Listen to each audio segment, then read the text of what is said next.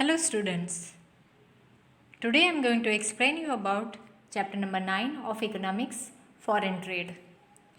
Foreign trade means जो हमारे country में से विदेश में सामान बेचते हैं या फिर खरीदते हैं तो फॉरेन ट्रेड अराइज होता है. Means selling and purchasing abroad. Means geographical boundary के बाहर जो व्यापार होता है उसको कहते हैं फॉरेन ट्रेड. अब फॉरेन ट्रेड और पहले तो कंसेप्ट समझते हैं ट्रेड का. जो गुड्स एंड सर्विसेज जो है उसका लेन देन करते हैं जब कंट्री की बाउंड्री के अंदर तो वो कहलाता है इंटरनल ट्रेड. और कंट्री की बाउंड्री जो होती है जियोग्राफिकल बाउंड्री उसके बाहर जब ट्रेड होता है means exchange of goods and services with goods and services और मनी, इंटरमीडियरी के तौर पर मनी. और इंटरनेशनल करेंसी है हमारा डॉलर.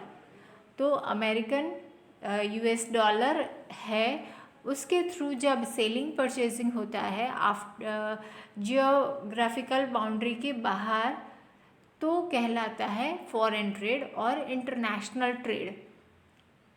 तो इंटरनेशनल ट्रेड से हमें कंफर्ट्स मिले हैं, जैसे नेसेसिटीज़ जैसे जैसे अराइज होती गई.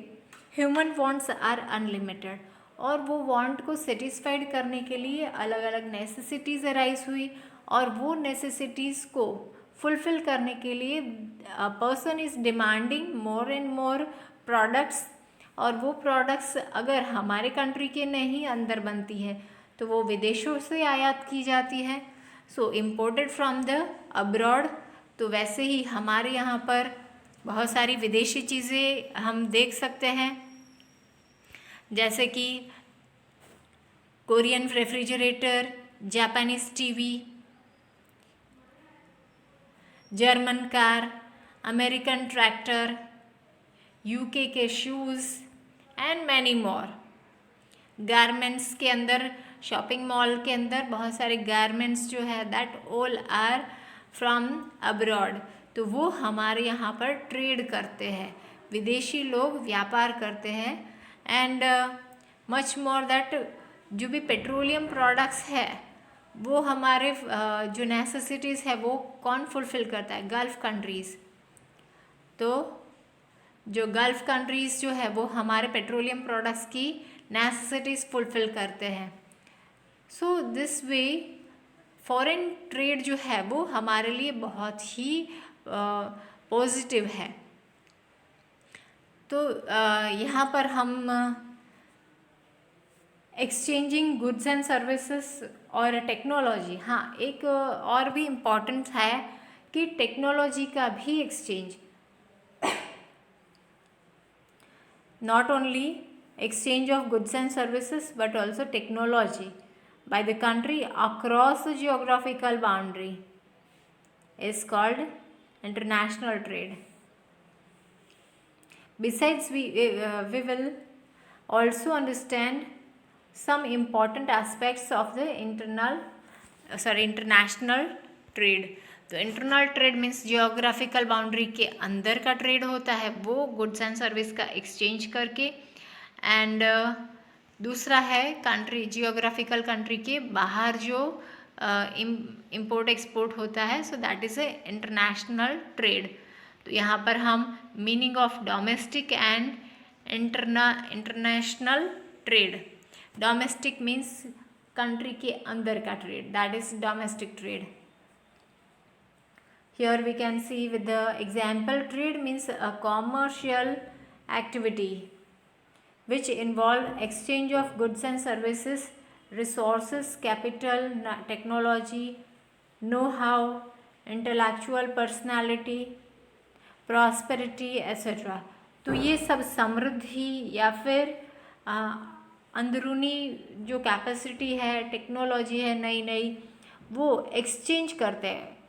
So in other word, trade is an activity in which such goods are exchanged for earning profit. यहाँ पर main intention is to earn profit. For that a person is doing trade. So benefit is needed. Activities of trade which take place within the geographical boundary of the nation is called the internal or a domestic trade. So what do you mean by domestic trade? Domestic trade means the trade which take place within the geographical boundary of the nation, and the trade activity take place outside the geographical boundary of the country is called international trade. Okay, so international trade outside of the geographical boundary. Now reason for international trade means विदेशी व्यापार की ज़रूरत क्यों हुई। यहाँ पर हमारे country के अंदर भी बहुत सारे ऐसी व्यवस्थाएं हैं जिसके थ्रू हम प्रोडक्शन कर सकते हैं और ज़्यादा से ज़्यादा डिस्ट्रीब्यूशन कर सकते हैं। फिर विदेशों से सामान लाने और ले जाने की ज़रूरतें क्यों हुई, why international trade have arised. तो first reason is difference in factors endowment in various countries. तो हमारे कंट्री के अंदर कोई स्पेशलिटी है, वैसे दूसरे कंट्रीज़ के अंदर भी स्पेशलिटी है। Different countries are endowed with different factors of production and different proportion. जो फैक्टर्स ऑफ प्रोडक्शन है उसका फ़र्क पड़ता है हमारे कंट्री और दूसरे कंट्री में। So beside this all countries may not have all the factors necessary for production of all type of goods. Hence, country trade in resources,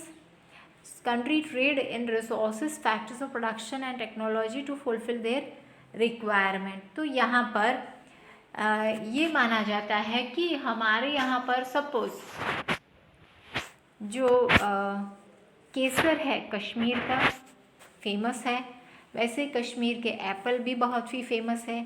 Assam की टी फेमस है। वैसे ही फ्रूट्स के बारे में वलसाड़ फेमस है। तो like that differentiations are that geographical boundary के अंदर हमारे कंट्री के अंदर स्पेशलिटी है, तो वैसे ही दूसरे कंट्री के अंदर भी उनकी स्पेशलिटीज़ है। जैसे कि Japanese technologies are very famous. तो ब्राज़ील की tea and coffees are very famous. तो वैसे ही हर एक पर्सन की डिफरेंट क्वालिटीज़ होती है। हर एक पर्सन जो है वो वैसे ही स्पेशल होता है, अपने अंदर इनबिल्ट क्वालिटीज़ बनाए हुए हैं। वैसे नेशन के अंदर भी है। नेशन के अंदर अलग अलग रिसोर्सेस हैं, पर वो रिसोर्सेस का यूटिलाइजेशन कैसे करते हैं जिससे उनको बेनिफिट मिले। तो वैसे ही इनबैलेंस होता है, हर एक जगह सेम नहीं होती है। तो इसीलिए ट्रेड करने की ज़रूरत हुई। जो टेक्नोलॉजी की लैकिंग थी, रिसोर्सेज का लैकिंग था, तो उसको नेसेसिटीज़ को फुलफ़िल करने के लिए international trade have to be exist. Next है कॉस्ट ऑफ प्रोडक्शन।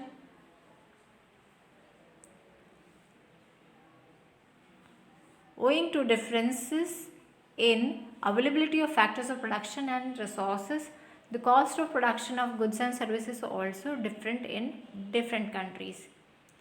जैसे विदेशों से सामान आता है तो उसके ऊपर टैक्सेस लगते हैं, और कंट्री के अंदर जो प्रोडक्शन होता है उसके अंदर कम टैक्सेस लगते हैं।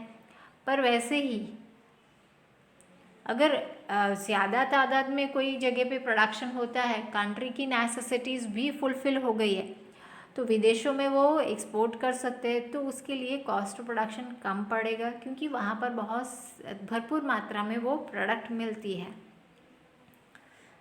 सो scarcity of factors lead to higher price. जब स्केर्सिटी अराइज होती है, मीन्स शॉर्टेज अराइज होती है कोई भी फैक्टर की, तो उसकी प्राइसेस हाई जाते हैं। जैसे कि गोल्ड के प्राइसेस हाई क्यों है? क्योंकि वो कम मात्रा में हमें मिलता है और स्केर्सिटी अराइज होती है, so that's why it is of a high price. those factors in the country and hence to higher cost of production of goods and services. तो जब उसके प्राइजेस हाई होंगे तो ऑब्वियसली कॉस्ट ऑफ प्रोडक्शन भी high ही होगा. When domestic cost of production is higher means हमारे country के अंदर जब प्रोडक्शन होता है तो वो हायर होता है. It becomes cheaper and easier to import such goods and services. तो हमारे यहाँ ऑलरेडी स्केयर है, कम है, और कम संसाधन से हम अगर प्रोडक्शन करेंगे तो उसका कॉस्ट ऑफ प्रोडक्शन हाई होगा. अब जब हमारे कंट्री के अंदर वो हायर कॉस्ट ऑफ प्रोडक्शन है, पर अब अगर हम विदेशों से मंगवाते हैं तो वो हमें चीप पड़ेगा. Whenever we are import that goods and services to our country. Then next topic is of technological progress. जैसे मैंने बताया जापान की टेक्नोलॉजी वेरी वर्ल्ड फेमस है, तो वैसे ही China is also having technological aspects में और आगे बढ़ा हुआ है. All the countries do not achieve the same level of technological progress. हर एक की अलग अलग क्वालिटी होती है, उस हिसाब से टेक्नोलॉजी में आगे बढ़ते हैं. Some country have expertise in some type of technology. जैसे कि फास्ट ट्रेन्स जो बनती है वो जापान की बहुत ही वर्ल्ड फेमस है. तो कोई कंट्री है उसके अंदर माहिर होता है and the other possess greater ability in other type of technology. तो किसी को एक में रुचि ज़्यादा होती है, अभिरुचि ज़्यादा होती है, उसमें माहिर हो जाते, एक्सपर्ट्स हो जाते हैं, तो दूसरे कंट्री दूसरे में. Hence, every country does not possess equal efficiency in a production of all type of goods. तो हर एक चीज़ वो प्रोड्यूस करने में माहिर नहीं होते हैं. उनको जो पर्टिकुलर एक्सपर्ट्स होते हैं वही बना सकते, और उनको एफिशिएंट पर्सन भी होने चाहिए जिसके थ्रू वो टेक्नोलॉजी बना सके और इम्प्लीमेंट कर सके. So trade in goods and services takes place between country to country to import and export the technology also. Division of labour and specialisation. Division of labour का मतलब है काम का बंटवारा करना. जैसे कि घर के अंदर पर्टिकुलर एक ही वुमन है और 4 मेंबर्स है फैमिली के अंदर, तो एक वुमन जो है वो सबका काम करेगी तो उसके ऊपर बर्डन ज़्यादा बढ़ जाएगा. पर जब अगर 4 मेंबर्स हैं और उसमें से 2 वुमन है तो काम जो है वो बट जाएगा बिटवीन द 2 वुमन. जो हाउस होल्ड वर्क है वो, so that is the division of labour. और जब डिवीज़न ऑफ लेबर बनता है तो उसमें स्पेशलाइजेशन आता है.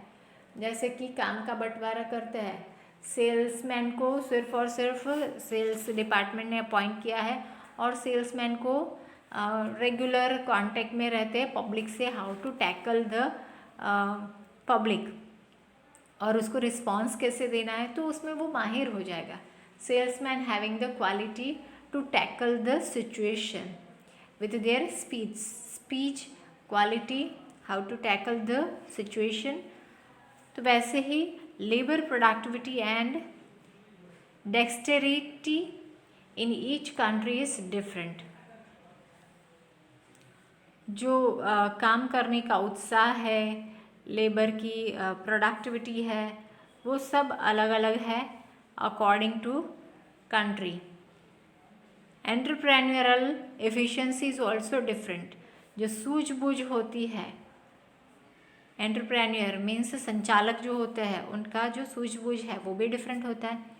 Hence difference in the division of labour and specialisation. तो इसकी वजह से डिवीज़न ऑफ लेबर भी अलग होता है और स्पेशलाइजेशन भी अलग तरीके से फाइंड आउट होता है according to the country to country.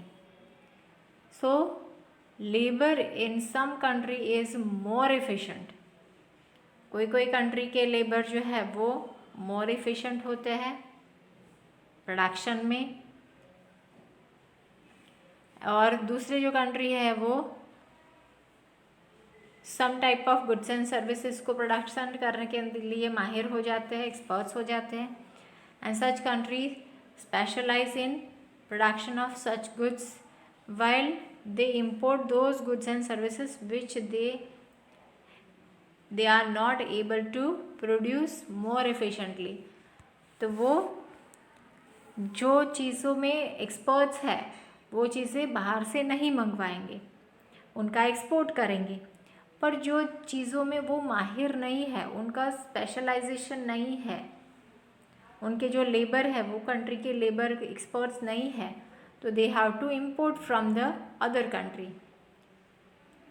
If any country attempt to produce goods and services which she is not specialized, अगर specialized नहीं है वैसा प्रोडक्ट बनाने के लिए वो अटैम्प्ट करे,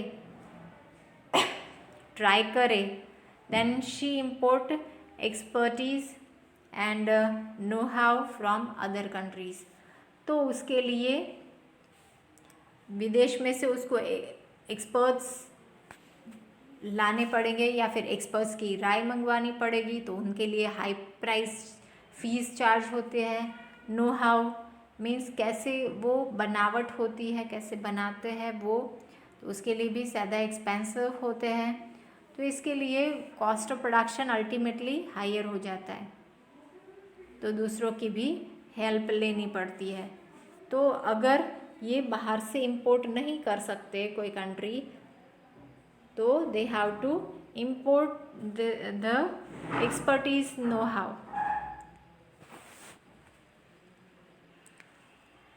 तो यहाँ पर हमारा ये रीज़न है जिसके लिए हमारा ट्रेड पॉसिबल है, ये ख़त्म करते हैं. नेक्स्ट सेशन में नेचर ऑफ इंटरनेशनल ट्रेड देखते हैं. Till that thank you.